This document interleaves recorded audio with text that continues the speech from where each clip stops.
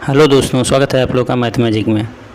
तो चलिए फिर हम आ गए हैं एक नए सेट के साथ, यानी कि सेट 15 के साथ। ठीक है, आप लोग उम्मीद करता हूँ कि 14 से जो भी सेट हुआ है वो आप लोग देख लिए होंगे।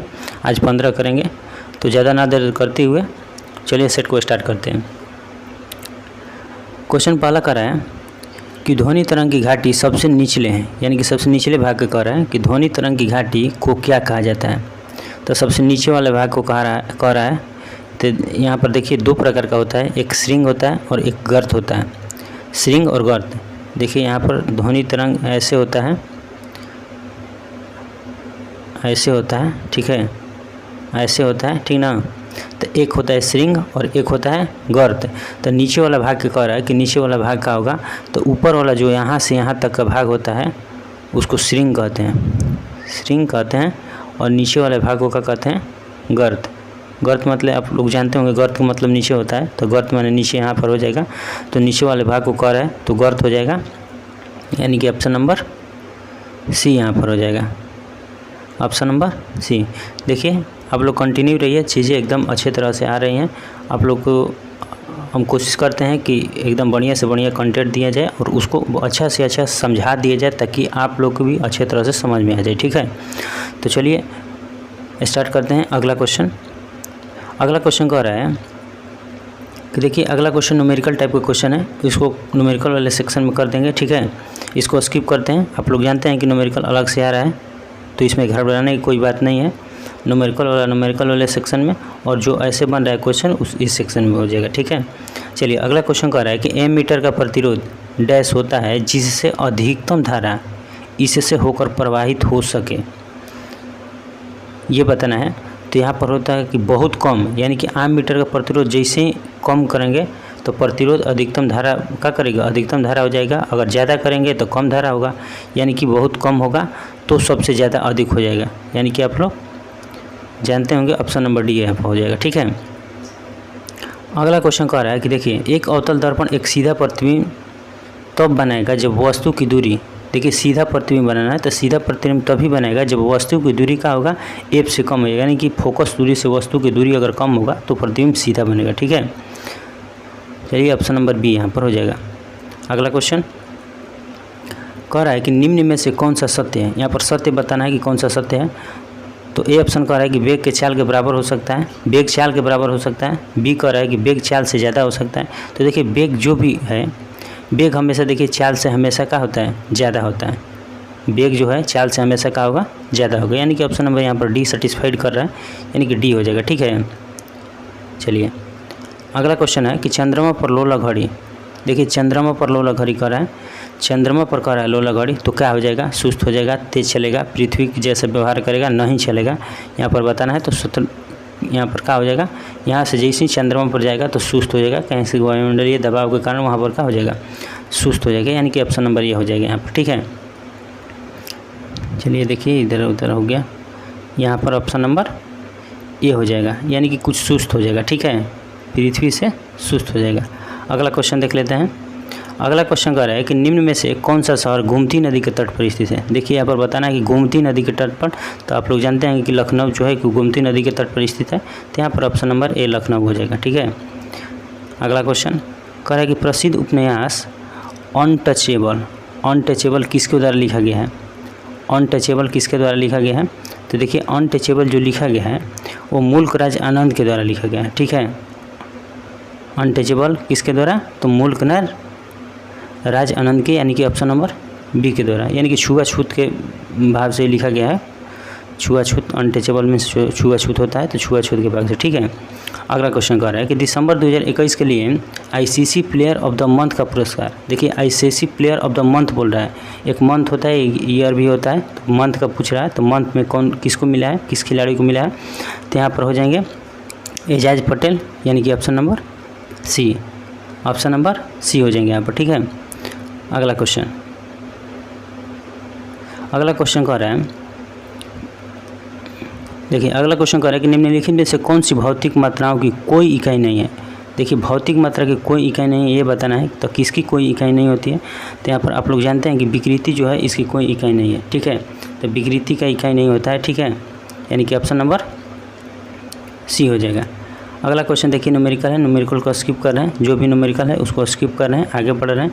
ये भी फार्मूला बेस्ड है लेकिन इसको कर लेते हैं। क्या करते हैं, यदि दो आवेशों के बीच की दूरी आधी कर दीजिए, देखिए आवेश के बीच की दूरी आधी कर रहा है तो कर दी जाए तो उनके बीच लगने वाला बल क्या हो जाएगा। तो जैसे ही उसकी दूरी आधी हम करेंगे उसमें लगने वाला जो बल है वो क्या होगा, 4 गुना हो जाएगा। ठीक है, उसका क्या हो जाएगा, 4 गुना हो जाएगा, यानी कि ऑप्शन नंबर डी हो जाएगा यहाँ पर।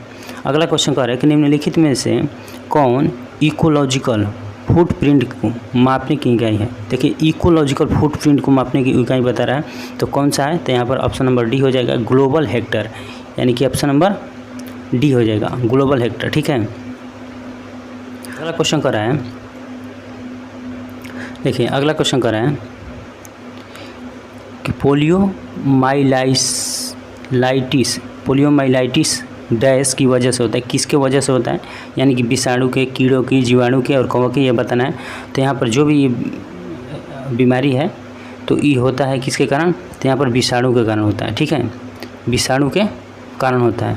अगला क्वेश्चन कह रहा है कि पुरुष और महिला लैंगिक कोशिकाएं जुड़कर डैश बनाती है, क्या बनाती है, तो पुरुष और महिला के जो भी लैंगिक है वो क्या बनाते हैं, जाइगोट बनाते हैं। उसी को क्या हम लोग कहते हैं, युग्मनज कहते हैं हिंदी में, यानी कि जाइगोट बनाते हैं। ठीक है, लैंगिक कोशिका मिलकर। अगला क्वेश्चन कह रहा है कि देखिए कनौज की लड़ाई में शेरशाह सूरी द्वारा हुमायूं को डैश में पराजित किया गया, तो कब किया गया वहाँ पर, तो कब किया गया था, तो यहाँ पर किया गया था तो कब, 1540 ईस्वी में कनौज में। ठीक है, किसको पराजित किया गया था, शेरशाह सूरी द्वारा किसको, हुमायूं को पराजित किया गया था। ठीक है, अगला क्वेश्चन कह रहा है कि स्पुतनिक 1 निम्नलिखित देश में से किसके द्वारा प्रक्षेपित किया गया है था। स्पुतनिक 1 की बात कर रहा है कि किसके द्वारा प्रक्षेपित किया गया था, तो यहाँ पर हो जाएगा सोवियत संघ, यानी कि रूस के द्वारा इसको क्या किया गया था, प्रक्षेपित किया गया था। ठीक है, अगला क्वेश्चन कह रहा है कि कौन सी क्रिकेट टीम सेंचुरियन में टेस्ट मैच जीतने वाली पहली एशियाई टीम बनी है, तो यहाँ पर कौन सा हो जाएंगे, यहाँ पर भारत हो जाएंगे। ठीक है, ऑप्शन नंबर बी हो जाएंगे भारत, यानी कि ऑप्शन नंबर बी हो जाएंगे। ठीक है, अगला क्वेश्चन देखिए, अगला क्वेश्चन कह रहा है कि प्रकाश संश्लेषण पौधे के किस भाग में होता है। तो आप लोग जानते हैं कि जो प्रकाश संश्लेषण होता है पौधे के पत्ती और क्लोरोप्लास्ट जहाँ मौजूद होता है वहाँ पर होते हैं, तो वही हो जाएगा, ऑप्शन नंबर डी हो जाएगा कि पत्ती और क्लोरोप्लास्ट की मौजूदगी वाले अन्य भागों में यहीं पर हो जाएगा। ठीक है, प्रकाश संश्लेषण वहीं पर होगा। अगला क्वेश्चन कह रहा है कि पुष्प में स्त्री केसर के शीर्ष भाग को क्या कहा जाता है। देखिए पुष्प की बात कर रहे हैं तो पुष्प में स्त्री भाग के शीर्ष भाग को कह रहा है कि स्त्री केसर जो है उसके शीर्ष भाग को क्या कहा जाएगा, तो यहाँ पर स्त्री भाग वाले को कहते हैं वर्तिकाग्र या अस्टिग्मा, जिसको कहते हैं वर्तिकाग्र या अस्टिग्मा, यानी कि ऑप्शन नंबर ए हो जाएंगे यहाँ पर। अगला क्वेश्चन कर रहा है कि समुद्र में मौजूद हरे पौधे मछली की सांस लेने में किस प्रकार मदद करते हैं।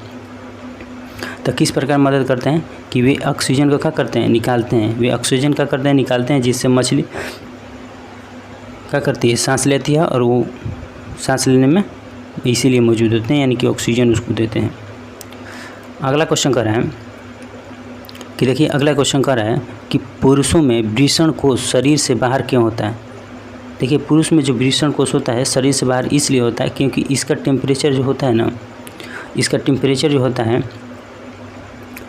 उस सामान्य शरीर के तापमान से कम होना चाहिए, यानी कि शुक्राणु निर्माण के लिए सामान्य शरीर के तापमान की तुलना में कम तापमान की आवश्यकता होती है, यानी कि शुक्राणु अगर कम टेम्परेचर पर रहेंगे तो अच्छा रहेगा, अगर टेम्परेचर शरीर के टेम्परेचर से कम रहेगा इसलिए इसको बाहर रखा जाता है। ठीक है, यानी कि ऑप्शन नंबर इसमें सी हो जाएंगे, शुक्राणु निर्माण के लिए सामान्य शरीर के तापमान की तुलना में कम तापमान की आवश्यकता होती है। अगला क्वेश्चन कर रहे हैं कि जीवित प्राणियों के शरीर में होने वाली निम्नलिखित में से कौन सी एक प्रक्रिया पाचक प्रक्रिया है।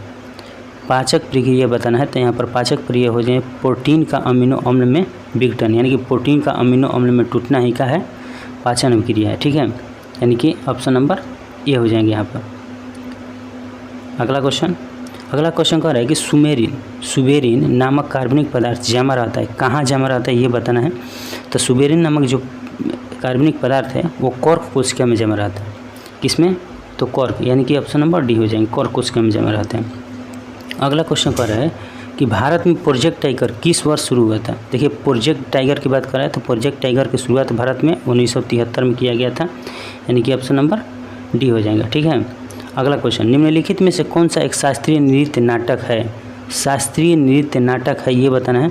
तो शास्त्रीय नृत्य नाटक कौन सा हो जाएगा, यहाँ पर कथक हो जाएंगे, जो कि बिरजू महाराज इसी से संबंधित है, जो कि बनारस के हैं, यानी कि उत्तर प्रदेश के कथक। ठीक है, इससे बिरजू महाराज संबंधित हैं। अगला क्वेश्चन, निम्नलिखित में से कौन सा भारतीय संविधान का स्रोत नहीं है। देखिए भारतीय संविधान का स्रोत नहीं है, कौन सा है ये बताना है। तो कौन सा हो जाएंगे, यहाँ पर डेनमार्क का संविधान भारतीय संविधान का स्रोत नहीं है। ठीक है, बाकी सब देखिए फ्रांस के संविधान से कुछ लिए गए, यूएसए से लिए गए, आयरलैंड से भी लिए गए, लेकिन डेनमार्क से कुछ नहीं लिए गए, यहाँ से डेनमार्क स्रोत नहीं है। अगला क्वेश्चन देखिए कह रहे हैं कि क्षारीय विलयन पीएच का मान कितना होता है। तो आप लोग जानते हैं कि जो यहाँ पर 1 से लेकर 14 तक होता है, जिससे 7 उदासीन होता है। 7 जो उदासीन होता है, 0 से 7 अम्लीय होता है, 0 से 7 अम्लीय होता है, और 7 से 14 तक का होता है क्षारीय होता है। तो यहाँ पर पूछ रहा है कि पीएच मान कितना होता है क्षारीय विलयन का। तो 7 से 14 हो जाएगा, यानी कि 7 से अधिक हो जाएगा, यानी कि ऑप्शन नंबर ए हो जाएगा यहाँ पर। ठीक है, अगला क्वेश्चन कह रहा है कि निम्नलिखित में से कौन सा तत्व समूह 1A के समान आवर्त से संबंधित है। देखिए जो 1A के समूह के समान आवर्त की तरफ व्यवहार करता है उसको बताना है। तो कौन सा हो जाएंगे, तो यहाँ पर हो जाएंगे लिथियम, सोडियम और पोटेशियम। ठीक है, यानी कि option number C, lithium, sodium और पोटेशियम। अगला क्वेश्चन देखिए, अगला क्वेश्चन कह रहा है कि असंतृप्त कार्बन यौगिक जलने पर बहुत सारे काले धुएं के साथ एक डैश रंग की लौ उत्पन्न करते हैं। किस रंग के लौ उत्पन्न करते हैं ये बताना है आप लोगों को। तो ये किस रंग के करते हैं, तो पीला रंग के लौ उत्पन्न करते हैं। लौ का मतलब जलन, जो जलता है, ठीक है, उसी को कहते हैं। अगला क्वेश्चन कर रहा है कि निम्नांकित में से कौन सी अभिक्रिया उभय अपघटन अभिक्रिया है। उभय अपघटन अभिक्रिया के बारे में बताना है। उभय अपघटन तो यहाँ पर हो जाएंगे कौन सा, BaCl2 + 2AgNO3 एट फॉर्म, यहाँ पर ऑप्शन नंबर बी हो जाएंगे, ऑप्शन नंबर बी हो जाएंगे। अगला क्वेश्चन कह रहा है कि सभी अम्ल धातुओं के साथ अभिक्रिया करके डैश गैस उत्पन्न करते हैं। कौन से गैस उत्पन्न करते हैं, तो आप लोग अच्छी तरह से जानते हैं कि धातु के साथ अभिक्रिया जब भी होगा तो हाइड्रोजन गैस उत्पन्न होगा, यानी कि ऑप्शन नंबर ए हो जाएगा। ठीक है, अगला क्वेश्चन कह रहा है कि एल्युमिनियम का ऑक्साइड होता है। एल्युमिनियम का ऑक्साइड बताना है कि अम्लीय होगा कि क्षारीय होगा कि उदासीन होगा कि उभयधर्मी होगा, कैसा होगा। तो ये कैसा होता है, तो उभयधर्मी होता है। ठीक है, ये होता है उभयधर्मी, ऑप्शन नंबर डी। अगला क्वेश्चन कह रहा है कि 2021 का आबू धाबी ग्रां प्री में फार्मूला 1 का खिताब किसने जीता है। तो देखिए इसमें जीतने वाला है मैक्स वर्स्टापेन है, यानी कि ऑप्शन नंबर सी है, मैक्स वर्स्टापेन। ठीक है, अगला क्वेश्चन कर रहे हैं कि 22 जुलाई 2020 को किस अंतर्राष्ट्रीय रेलवे सुरक्षा मंच के उपाध्यक्ष के रूप में नामित किया गया। देखिए उपाध्यक्ष के रूप में नामित किया गया है किसको, तो यहाँ पर हो जाएगा अरुण कुमार। अरुण कुमार जी को क्या किया गया है, उपाध्यक्ष के रूप में नामित किया गया। अगला क्वेश्चन कर रहा है कि गोल्डन बॉय नीरज चोपड़ा, जो गोल्डन बॉय नीरज चोपड़ा है नामक पुस्तक के लेखक कौन है। देखिए गोल्डन बॉय जो लिखा गया है नीरज चोपड़ा के आत्मकथा है, ठीक है, उसका बायोग्राफी है। और लिखने वाले कौन है, तो लिखने वाले हैं ये नवदीप सिंह, जो कि नवदीप सिंह के द्वारा लिखा गया है, और नीरज चोपड़ा की बायोग्राफी है। ठीक है, गोल्डन बॉय आप लोग अच्छी तरह से इस परीक्षा के व्यू से बहुत ही इंपॉर्टेंट है। चलिए अगला क्वेश्चन कर रहे हैं। अगला क्वेश्चन कह रहा है कि जैसे जैसे हाइड्रोजन की परमाणु संख्या बढ़ती है वे क्या होते हैं। तो जैसे जैसे देखिए परमाणु की हाइड्रोजन ग्रुप में क्या होता है कि परमाणु जैसे जैसे उसकी परमाणु संख्या बढ़ेगी उसकी जो क्या होती है कम अभिक्रियाशील होती है, यानी कि परमाणु कम अभिक्रियाशील होती है, अभिक्रिया कम करेगी। जैसे जैसे उसकी संख्या बढ़ती जाएगी परमाणु संख्या वैसे वैसे कम अभिक्रियाशील का होते जाएगी, यानी कि ऑप्शन नंबर इसमें क्या हो जाएंगे, बी हो जाएंगे। ठीक है, देखिए ऑप्शन नंबर बी। अगला क्वेश्चन कर रहे हैं कि उदासीनीकरण अभिक्रिया कौन सी है। उदासीनीकरण अभिक्रिया बताना है। तो उदासीनीकरण अभिक्रिया कौन सा है, NaOH + HCl at form NaCl + H2O, यानी कि ऑप्शन नंबर सी उदासीनीकरण अभिक्रिया है। अगला क्वेश्चन कर रहा है कि प्रत्येक वेब डॉक्यूमेंट का एक यूनिक एड्रेस होता है, इसे क्या कहा जाता है। तो इसे क्या कहा जाता है, यूनिफॉर्म रिसोर्स लोकेटर कहा जाता है, यानी कि ऑप्शन नंबर सी यहाँ पर हो जाएंगे। ठीक है, अगला क्वेश्चन कर रहा है कि रक्षा प्रौद्योगिकी के संबंध में निर्भय है, संबंध में निर्भय क्या है? तो निर्भय एक प्रकार का क्या है? सब सोनिक क्रूज मिसाइल है, ठीक है, यानी कि ऑप्शन नंबर सी हो जाएगा। अगला क्वेश्चन कर रहा है कि इक्वाडोर के राष्ट्रपति कौन निर्वाचित हुए हैं? इक्वाडोर के बताना है। तो इक्वाडोर के राष्ट्रपति हो जाएंगे कौन सा? तो यहाँ पर हो जाएंगे गुइलेर्मो लासो, यानी कि ऑप्शन नंबर बी हो जाएंगे गुइलेर्मो लासो। अगला क्वेश्चन कर रहे हैं कि इंडियन सुपर लीग एक डैश चैम्पियनशिप है, ये बताना है कि कौन सा चैम्पियनशिप है? तो फुटबॉल के लिए है इंडियन सुपर लीग, ठीक है, ISL जिसको बोलते हैं, यानी कि ऑप्शन नंबर ए हो जाएंगे यहाँ पर। अगला क्वेश्चन कर रहा है कि हाल ही में किस एशियाई देश में 2300 साल पुराना बौद्ध मंदिर मिला है? देखिए 2300 साल पुराना बौद्ध मंदिर बताना है कि किस में मिला है? तो यहाँ पर पाकिस्तान में मिला है, ठीक है, पाकिस्तान हो जाएगा। अगला क्वेश्चन कर रहा है कि निम्नलिखित में से सही जोड़े बनाइए। देखिए सही जोड़े बनाना है, नृत्य है और राज्य है, कौन नृत्य किससे संबंधित है? तो आप लोग जानते हैं कि कौन नृत्य किससे संबंधित है। देखिए आइए मिलान करते हैं। तो यहाँ पर हो जाएंगे कौन? बिहू कहाँ का है?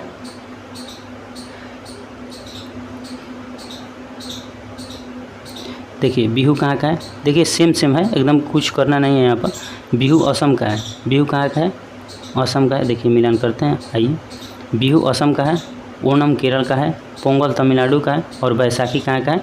पंजाब का है। बैसाखी आप लोग जानते हैं, बैसाखी तो आप लोग अच्छे तरह से रूबरू हैं, क्योंकि बैसाखी के दिन ही क्या हुआ था? जालियांवाला बाग हत्याकांड हुआ था 13 अप्रैल 1919 को, इसलिए बैसाख पंजाब का हो जाएगा, पोंगल तमिलनाडु का हो जाएगा, ओणम केरल का हो जाएगा और बिहू असम का हो जाएगा।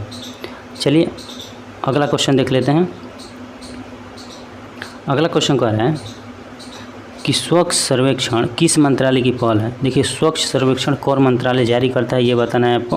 तो ये जारी करता है आवास और शहरी मामलों के मंत्रालय, यानी कि ऑप्शन नंबर डी हो जाएंगे। चलिए आज का जो सेट नंबर 15 है वो हम लोग अच्छे तरह से कंप्लीट कर लिए। उम्मीद करता हूँ अच्छे तरह से आप लोग देख रहे हैं। देखिए बार बार देखिए, इसको याद कर लीजिए, क्योंकि क्वेश्चन कहीं ना कहीं इसी से इधर उधर होगा, यहीं से आएगा, ठीक है। चलिए मिलते हैं अगले वीडियो के साथ, तब तक के लिए धन्यवाद।